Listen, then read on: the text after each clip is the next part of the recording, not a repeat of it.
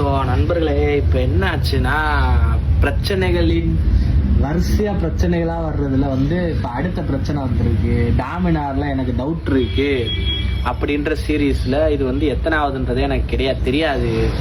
என்ன இப்போ வந்து முன்னாடி வந்து இங்கே ஒருத்தர் இருக்கானா, இவன் ஒரு பிரச்சனை.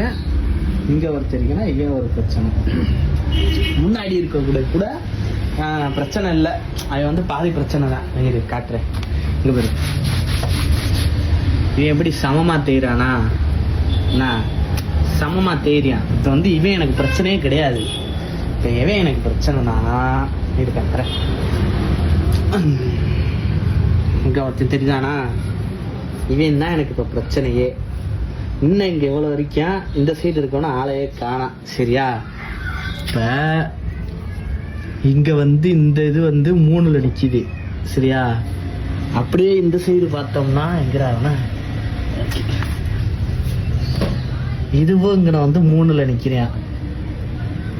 இது ரெண்டும் இப்போ கரெக்டாக இருக்குது.